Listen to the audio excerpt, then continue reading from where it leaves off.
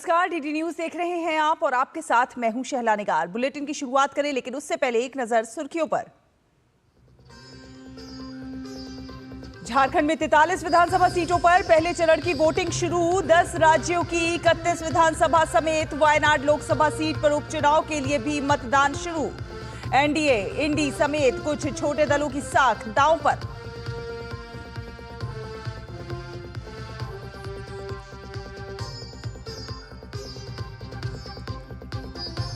PM Modi आज दरभंगा में करीब 12,000 करोड़ रुपए की विकास परियोजनाओं की करेंगे शुरुआत। मिथिलांचल और सीमांचल को होगा लाभ।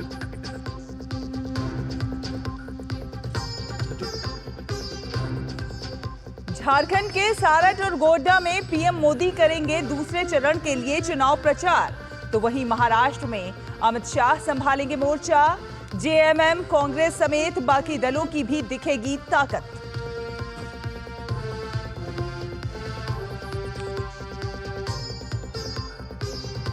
बुलडोजर एक्शन पर सुप्रीम कोर्ट में आज तय होगी गाइडलाइन। किसी को सजा देने के लिए बुलडोजर के इस्तेमाल के पक्ष में नहीं है अदालत।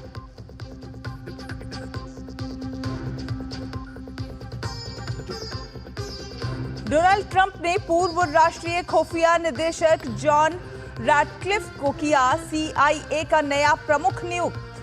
फॉक्स न्यूज के होस्ट पीट हेग्सेथ होंगे अमेरिका के नए रक्षा मंत्री। तो आपको बता दें कि प्रधानमंत्री नरेंद्र मोदी आज मिथिलांचल को करीब 12,000 करोड़ रुपए की विकास परियोजनाओं की सौगात देंगे। पीएम मोदी दरभंगा में एम्स के निर्माण के लिए भूमि पूजन, सड़क सहित रेल और ऊर्जा के क्षेत्र की 25 विकास परियोजनाओं का शुभारंभ करेंगे।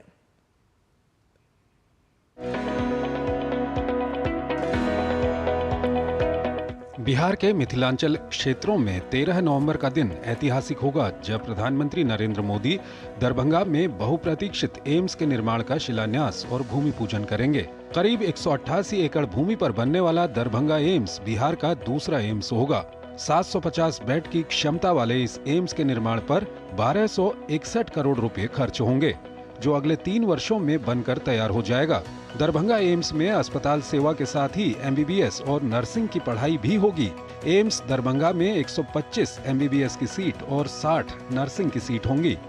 दरभंगा में एम्स निर्माण से मिथिलांचल और आसपास के क्षेत्रों के लोगों को विश्व स्तरीय स्वास्थ्य सुविधाएं मिलेंगी। इस एम्स के बनने से उत्तर बिहार के करीब 22 जिले और बिहार से सटे नेपाल के तटीय क्षेत्रों के करोड़ों लोगों को फायदा होगा। प्रधानमंत्री नरेंद्र मोदी दरभंगा में एम्स के भूमि पूजन के साथ ही दरभंगा बाईपास रेलवे स्टेशन का उद्घाटन भी करेंगे।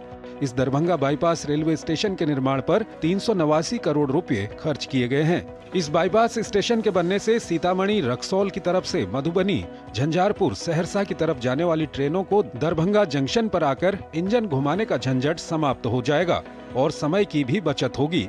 इसके अलावा पीएम मोदी नए पुराने नेशनल हाईवे का चौड़ीकरण की योजनाओं का भी शिलान्यास और उद्घाटन करेंगे। इससे मिथिलांचल और सीमांचल के बीच बेहतर कनेक्टिविटी की सुविधा बढ़ेगी। मिथिलांचल क्षेत्रों में विश्व स्तरीय स्वास्थ्य सेवा और बेहतर यातायात की सुविधा होने से इस क्षेत्र में क्रांतिकारी परिवर्तन होगा, जिससे इस क्षेत्र में विकास के साथ साथ रोजगार के अवसर बढ़ेंगे। बिहार का दूसरा एम्स दरभंगा के इसी जगह पर बनने जा रहा है। करीब 200 एकड़ में बनने वाले इस एम्स की कुल लागत करीब 1300 करोड़ रुपए है। साथ ही साथ 750 बिस्तरों वाले इस एम्स के बन जाने से न केवल आसपास के लोगों को वर्ल्ड क्लास चिकित्सा सुविधा मिलेगी, बल्कि रोजगार के अवसर भी मुहैया होंगे। कैमरामैन आनंद के सब के साथ नितेंद्र सिंह, डीडी न्यूज, दरभंगा। तो बिहार के दूसरे एम्स के शिलान्यास से पहले इलाके में तैयारियां पूरे जोर पर हैं और स्थानीय लोगों में जबरदस्त उत्साह है। नए एम्स को लेकर बिहार के स्वास्थ्य मंत्री मंगल पांडे ने कहा है कि ये बदला हुआ भारत है, जो विकास और स्वास्थ्य को साथ साथ लेकर चल रहा है और विकसित भारत के सपने को साकार कर रहा है।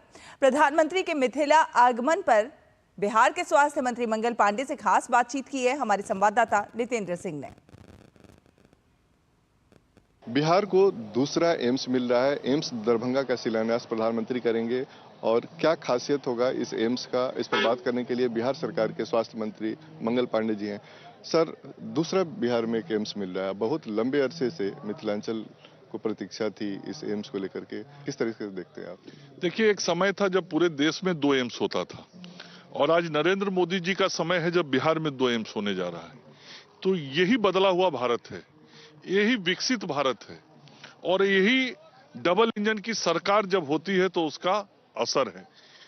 आज हम सब लोग अपने प्रधानमंत्री श्री नरेंद्र मोदी जी और मुख्यमंत्री नीतीश कुमार जी के आभारी हैं, संपूर्ण मिथिलांचल वासी, उत्तर बिहार के लोग, कि आज बिहार को ये दूसरा एम्स मिल रहा है और संपूर्ण मिथिलांचल क्षेत्र में बहुत उत्साह का माहौल है। क्या खासियत होगी इस एम्स की, अगर हम किसी स्पेशलिटी की बात करें? देश के जो बड़े आज एम्स हैं वो सारी सुविधाएं उन जगहों पे जो मिलती हैं वैसे ही सेवा यहाँ दरभंगा के एम्स में भी आने वाले समय में सभी मिथिलांचल वासियों को, उत्तर बिहार के लोगों को मिलेगी। विकास में कितना मदद करेगा ये सब प्रोजेक्ट? कुल मिला के संपूर्ण उत्तर बिहार और मिथिलांचल का विकास फोकस पे है। एक तरफ जहां ये एम्स दिया गया, वहीं दूसरी तरफ दरभंगा को प्रधानमंत्री जी के द्वारा एयरपोर्ट दिया गया और अभी कुछ दिन पूर्व उस एयरपोर्ट का और विस्तारीकरण की योजना बना के उसका भी शिलान्यास आदरणीय प्रधानमंत्री जी ने अभी से कुछ एक दिन पहले कर दिया है। तो ये कनेक्टिविटी देखिए तो यहाँ पे एयरपोर्ट है, आप एनएच देखिए कितना बढ़िया एनएच, ये अटल बिहारी वाजपेयी जी के समय का बना हुआ है। इसके अलावा हमारे मुख्यमंत्री जी के नेतृत्व में बिहार में जो सड़कों का नेटवर्क बना है, आदरणीय प्रधानमंत्री जी के नेतृत्व में जो एनएचएआई का नेटवर्क बना है, आज उसके कारण ये संपूर्ण मिथिलांचल और उत्तर बिहार जो है, मैं कहता हूं कि किशनगंज से लेके इधर बेतिया तक के लोगों को यदि दरभंगा को सेंटर पॉइंट माने तो कहीं से भी आने में 2.5-3 घंटा से ज्यादा नहीं लगना है। कैमरामैन आनंद कश्यप के साथ नितेंद्र सिंह, डीडी न्यूज, दरभंगा। और प्रधानमंत्री के दरभंगा आगमन पर बिहार बीजेपी के प्रदेश अध्यक्ष दिलीप कुमार जायसवाल से खास बातचीत की संवाददाता नितेंद्र सिंह ने, वो आपको सुनवाते हैं। दरभंगा में प्रधानमंत्री आने वाले हैं, एम्स का शिलान्यास यहाँ होने वाला है। इस वक्त हमारे साथ बिहार बीजेपी प्रदेश अध्यक्ष दिलीप जायसवाल जी हैं। सर, दरभंगा में प्रधानमंत्री आ रहे हैं, मिथिला को एक बड़ी सौगात देने जा रहे हैं। बड़े लंबे अरसे से एम्स की मांग थी, उसको पूरा किया जा रहा है, किस तरह से देखते हैं? देखिए, मिथिलांचल को जो ये एम्स का सौगात प्रधानमंत्री जी दे रहे हैं, मिथिला के लोग पलकें बिछाकर प्रधानमंत्री जी का इंतजार कर रहे हैं कल का, और पूरा मिथिलांचल में एम्स के आने से सभी लोगों के अंदर काफी खुशी है और प्रधानमंत्री जी के प्रति सभी लोग श्रद्धा व्यक्त कर रहे हैं, अपना धन्यवाद दे रहे हैं कि आपने मिथिलांचल के लिए जो प्यार दिया। और पहले तो उनको वर्चुअल करना था 29 तारीख को, लेकिन उन्होंने कहा कि नहीं, मैं मिथिला के धरती पे जाकर उससे एम्स को सौगात दूंगा। इसके लिए पूरा मिथिलांचल में जो है एकदम जश्न का माहौल है, चारों तरफ जश्न का माहौल है। न केवल एम्स है, मैं देख रहा हूं कि रेलवे स्टेशन की बात हो या जो सड़क की चौड़ीकरण की बात हो, उससे डेवलपमेंट, विकास की दृष्टि से देखते हैं तो किस तरीके से देखते हैं, कितना विकास होगा? देखिए, अभी कल प्रधानमंत्री जी बहुत सौगात देने वाले हैं, चारों तरफ रेलवे में और रोड में बहुत सारा सौगात कल दे रहे हैं। इसको लेकर भी यहाँ के लोगों में काफी खुशी है। प्रधानमंत्री जी का जो प्यार है बिहार के प्रति, वो शायद इससे ज्यादा हम लोग अनुग्रहित नहीं हो सकते हैं। पूरा बिहार की जनता प्रधानमंत्री जी के प्रति अपने आप को जो है धन्यवाद व्यक्त करती है। किस तरीके से स्वागत करेंगे ट्रेडिशनल तरीके से, जो मिथिला की ट्रेडिशन? मिथिला के धरती पर तो स्वागत का कोई सीमा नहीं होता है। मिथिला के धरती का स्वागत अपने आप में जो है पूरे दुनिया में बेहतरीन स्वागत है। यहाँ के लोग जब बोलते भी हैं तो लगता है कि आप किसी मिठाई के रस में डूब गए हैं। तो मिथिलांचल यानी प्यार, मिथिलांचल यानी मिठास, मिथिलांचल यानी रेस्पेक्ट, स्वागत। तो ये थे प्रदेश अध्यक्ष, जिन्होंने कहा कि बड़े ही पारंपरिक तरीके से प्रधानमंत्री की स्वागत किया जाएगा और ये जो एम्स बनेगा और जितने डेवलपमेंट के काम होंगे उससे मिथिला के लोगों को रोजगार मिलेगा, साथ ही साथ विकास के एक नए द्वार खुलेगा। कैमरामैन आनंद कश्यप के साथ नितेंद्र सिंह, डीडी न्यूज, दरभंगा। तो प्रधानमंत्री नरेंद्र मोदी के इस दौरे को लेकर स्थानीय लोगों में जबरदस्त उत्साह का माहौल है। लोगों ने दरभंगा को एम्स देने के लिए पीएम के प्रति आभार जताया है। डीडी न्यूज संवाददाता नितेंद्र सिंह ने लोगों से खास बातचीत की है, वो सुनिए। आज मिथिला दरभंगा धन्य है और सबका मन प्रफुल्लित है कि देश के यशस्वी प्रधानमंत्री आदरणीय नरेंद्र मोदी जी जनक नंदिनी मां जानकी की इस पावन भूमि पर एम्स का शिलान्यास करेंगे और युवाओं और महिलाओं के लिए रोजगार का साधन देंगे। माननीय प्रधानमंत्री श्री नरेंद्र मोदी नव भारत के विश्वकर्मा प्रधानमंत्री जी को 101 किलो मकान के माला से स्वागत करेंगे मिथिला में।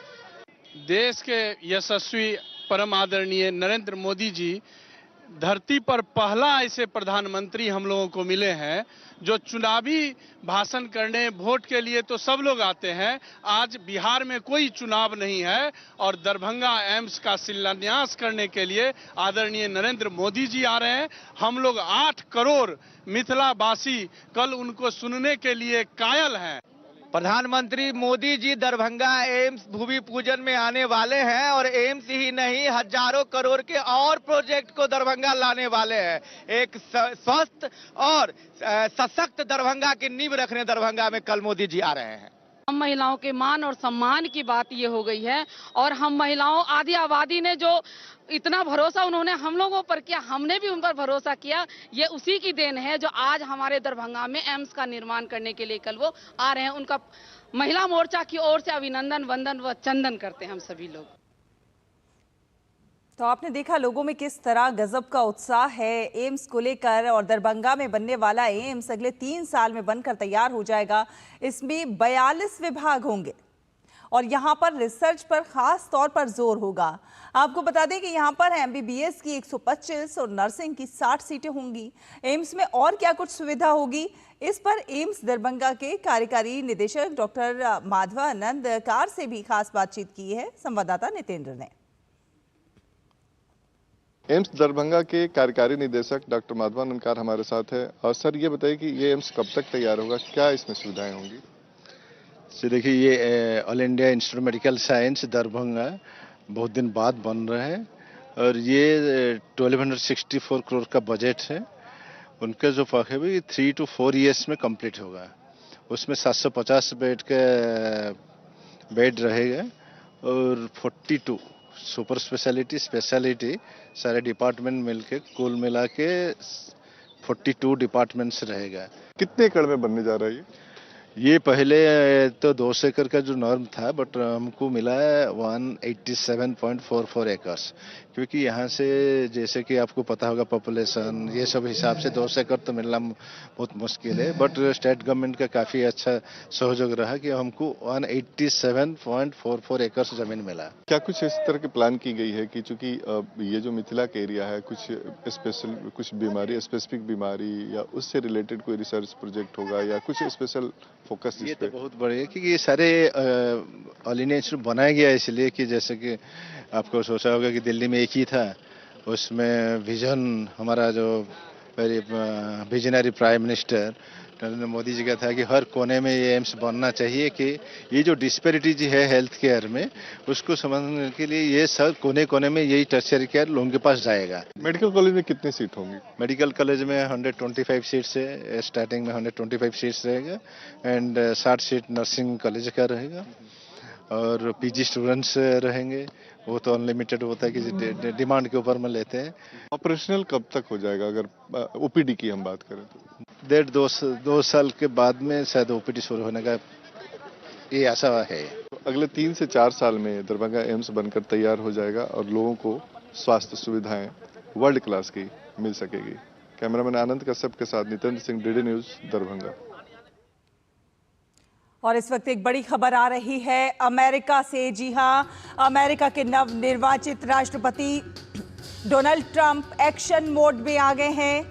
डोनाल्ड ट्रंप अपने दूसरे कार्यकाल के लिए लगातार नियुक्तियां कर रहे हैं। जी हां, फॉक्स न्यूज के होस्ट पीट हेगसेथ अमेरिका के नए रक्षा मंत्री बनेंगे, तो वहीं साउथ डकोटा की गवर्नर क्रिस्टी नोएम को आंतरिक सुरक्षा का प्रभार मिला है। डोनाल्ड ट्रंप ने सरकारी दक्षता विभाग का नेतृत्व 2 उद्योगपतियों को सौंपा है। टेस्ला और स्पेसएक्स के सीईओ एलन मस्क और अमेरिकी उद्यमी विवेक रामास्वामी को इसकी जिम्मेदारी सौंपी गई है। CIA का जिम्मा नेशनल इंटेलिजेंस के पूर्व निदेशक जॉन रैटक्लिफ को सौंपा गया है और इसके साथ ही साथ अरकानसास के पूर्व गवर्नर माइक हक्काबी को इजराइल में अमेरिकी राजदूत नियुक्त किया गया है। तो बड़ी खबर है अमेरिका से।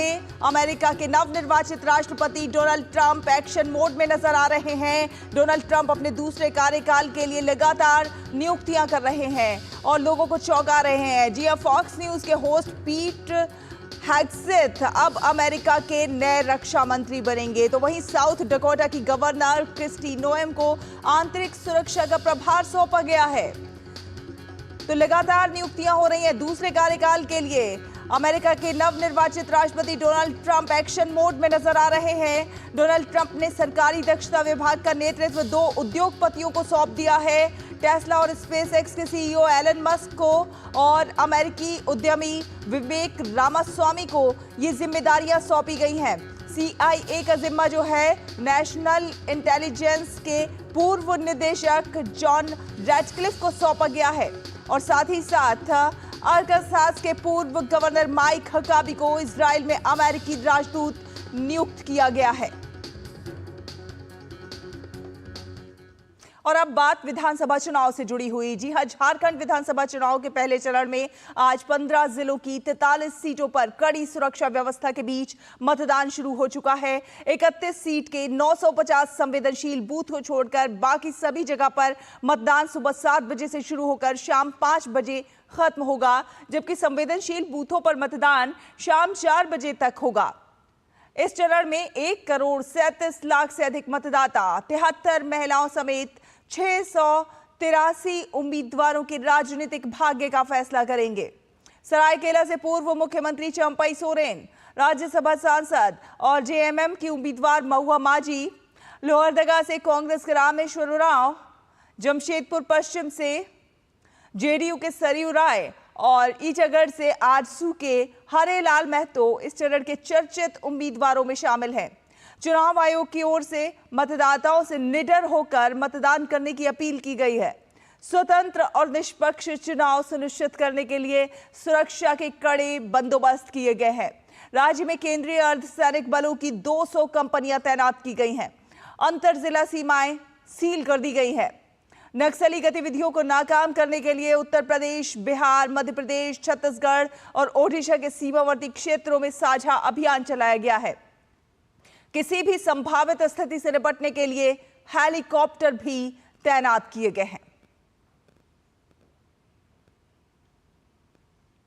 और इसके साथ ही 10 राज्यों की 31 विधानसभा और केरल की वायनाड लोकसभा सीट पर भी आज उपचुनाव हो रहे हैं। इनमें असम की 5, बिहार की 4, छत्तीसगढ़ की 1, गुजरात की 1, कर्नाटक की 3, केरल की 1, मध्य प्रदेश की 2, मेघालय की 1, राजस्थान की 7 और पश्चिम बंगाल की 6 सीटें शामिल हैं। सिक्किम की 2 सीटों पर 30 अक्टूबर को ही सिक्किम क्रांतिकारी मोर्चा यानी कि SKM के दोनों प्रत्याशियों को निर्विरोध विजयी घोषित कर दिया गया था। केरल की वायनाड लोकसभा सीट पर उपचुनाव के लिए भी आज ही मतदान हो रहा है। कांग्रेस सांसद राहुल गांधी वायनाड और यूपी की रायबरेली लोकसभा सीटों से जीते थे। बाद में उन्होंने वायनाड सीट छोड़ने का फैसला किया था, इसलिए यहां पर उपचुनाव कराए जा रहे हैं। यहां से उनकी बहन प्रियंका गांधी वाड्रा कांग्रेस प्रत्याशी है। भाजपा की ओर से नव्या हरिदास और लेफ्ट गठबंधन यानी LDF से सत्यन मोकेरी चुनाव मैदान में है।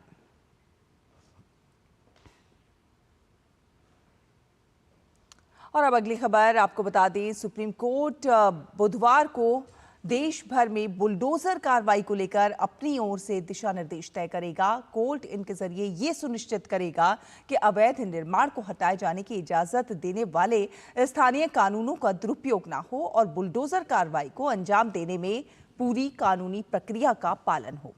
इससे पहले सुनवाई के दौरान सुप्रीम कोर्ट ये साफ कर चुका है कि किसी को भी सजा देने के लिए बुलडोजर का इस्तेमाल नहीं हो सकता है। किसी के घर को सिर्फ इसलिए नहीं ढहाया जा सकता है क्योंकि उस घर का कोई व्यक्ति किसी केस में आरोपी या दोषी है।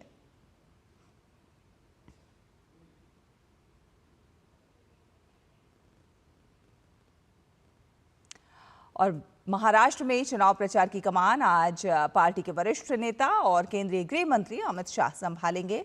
अमित शाह महाराष्ट्र की 3 जगहों पर पार्टी के चुनाव प्रचार को धार देंगे। सबसे पहले धुले जिले के शिंदखेड़ा विधानसभा सीट पर दादा साहब सावल नॉलेज सिटी दोंडाईचा में जनसभा होगी।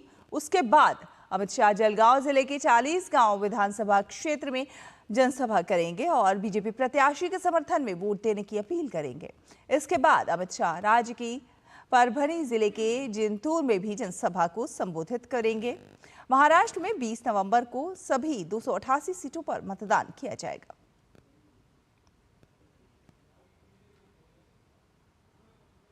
संगम नगरी प्रयागराज में महाकुंभ 2025 की तैयारियों ने अब रफ्तार पकड़नी शुरू कर दी है। जहां प्रदेश सरकार महाकुंभ 2025 को भव्य बनाने में तेजी से काम कर रही है, तो वहीं इस बार का महाकुंभ डिजिटल भी होने जा रहा है, जो कि एआई और चैटबॉट जैसी अत्याधुनिक तकनीक के उपयोग से श्रद्धालुओं को विश्व स्तरीय सुविधा उपलब्ध कराएगा। महाकुंभ 2025 में पहली बार एआई जेनरेटिव चैटबॉट कुंभ सहायक विकसित किया जा रहा है, जो भाषिणी ऐप की मदद से 10 से अधिक भाषाओं में श्रद्धालुओं को महाकुंभ से जुड़ी सभी जानकारियां उपलब्ध कराएगा।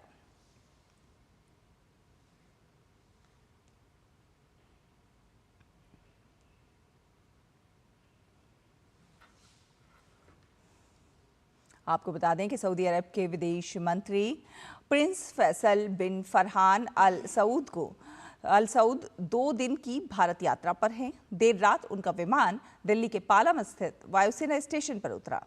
आज पहले दिन उनकी मुलाकात विदेश मंत्री डॉक्टर एस जयशंकर के साथ होगी। इस दौरान फैसल बिन फरहान भारत सऊदी अरब रणनीतिक साझेदारी परिषद की राजनीतिक सुरक्षा, सामाजिक और सांस्कृतिक समिति की दूसरी बैठक की सह अध्यक्षता करेंगे। उनकी इस यात्रा से भारत सऊदी अरब के द्विपक्षीय संबंधों को और मजबूती मिलेगी।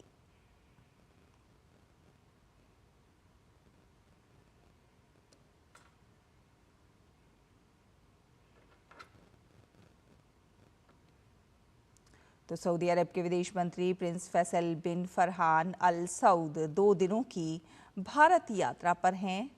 देर रात उनका विमान दिल्ली के पालम स्थित वायुसेना स्टेशन पर उतरा। राजधानी दिल्ली सहित पूरे एनसीआर में प्रदूषण का स्तर लगातार बढ़ रहा है। हवा की गुणवत्ता बहुत खराब श्रेणी में बनी हुई है, जिसकी वजह से सांसों पर संकट बना हुआ है। वायु प्रदूषण से लोगों को बीमारियों का सामना करना पड़ रहा है। हमारे संवाददाता ने इसी सिलसिले में बातचीत की है राम मनोहर लोहिया अस्पताल के चिकित्सक डॉक्टर आकाश बुधौलिया से। डॉक्टर आकाश बुधौलिया ने इस वक्त लोगों को घर से बाहर निकलने से बचने की सलाह दी है। बीते काफ़ी दिनों से राजधानी दिल्ली सहित पूरे एनसीआर की आबो हवा बेहद ही गंभीर स्थिति में पहुंची हुई है। इस समय राजधानी दिल्ली में ग्रेड 2 लागू है और जो एयर क्वालिटी इंडेक्स है वो 350 से 400 के बीच में अमूमन दर्ज किया गया है। हमारे साथ मौजूद हैं डॉक्टर राम मनोहर लोहिया अस्पताल के चिकित्सक डॉक्टर आकाश बुधौलिया जी। मेरा पहला सवाल यह है कि इस पूरे मौसम में अगर देखें जब वायु गुणवत्ता पूरी गंभीर स्थिति में है, किस तरह की बीमारियां आमतौर पर देखी गई हैं? सबसे ज़्यादा कॉमन जो वायु प्रदूषण की वजह से होने वाली बीमारी है वो सांस रिलेटेड समस्याएं हैं। ऑल पेशेंट जो पहले से अस्थमा या सीओपीडी या किसी भी फेफड़े रिलेटेड दिक्कत के साथ पहले से पेशेंट हैं, उनका इस समय में आके वर्षन हो जाना, क्योंकि उनके फेफड़ों को इतने पॉल्यूटेड एयर में से ऑक्सीजन निकाल पाना मुश्किल हो जाता है, तो जितने भी एयर क्वालिटी की वजह से उन्हें गले से रिलेट लेके फेफड़ों तक की दिक्कतें बढ़ जाती हैं, तो वो लोग बहुत ज़्यादा परेशान है इस क्वालिटी इंडेक्स में अभी। दूसरा मोस्ट कॉमन होता है स्किन, क्योंकि स्किन वो बहुत ही एक्सपोज पार्ट है, सबसे बड़ा ऑर्गन है हमारी बॉडी का। तो एक्सपोजर की वजह से, पॉल्यूटेंट एक्सपोजर्स की वजह से इन्फ्लेमेटरी रिएक्शंस बढ़ जाते हैं, तो जितनी भी ऑटोइम्यून डिजीजेज होती हैं या स्किन रिलेटेड कॉन्टैक्ट डिजीजेज होती हैं वो बढ़ जाती हैं। कितना गंभीर है मासूम बच्चों के लिए जो स्कूल जा रहे हैं और वो बुजुर्ग जो ऑलरेडी बीमार हैं? जी, सबसे ज़्यादा जो गंभीर समस्या है वो बच्चों के लिए और बुजुर्गों के लिए है। खासकर वो बुजुर्ग जिन्हें पहले से कोई भी सांस रिलेटेड या फेफड़े रिलेटेड समस्याएं हैं, उनके लिए ये एयर क्वालिटी इंडेक्स काफ़ी ज़्यादा डेंजरस है। इस हॉस्पिटल में एक ही साथ सभी पेशेंट को देखा जा रहा है या अलग अलग डिपार्टमेंट्स हैं, उसके बारे में थोड़ा बताएं। आरएमएल अस्पताल ने पहले से ही एक पॉल्यूशन डेडिकेटेड क्लिनिक स्टार्ट किया। उस पॉल्यूशन क्लिनिक में चेस्ट फिजिशियन, डर्मेटोलॉजिस्ट, ऑप्थेल्मोलॉजिस्ट और साइकेट्री जैसे सुपर स्पेशलिटी वाले डॉक्टर एक ही जगह पर बैठते हैं। इसी के साथ इस बुलेटिन में फिलहाल इतना ही। डीडी न्यूज़ पर खबरों का सफर लगातार जारी है। आगे आप देखेंगे नया सवेरा मेरी सहयोगी आंचल के साथ। मुझे दीजिए अनुमति। नमस्कार।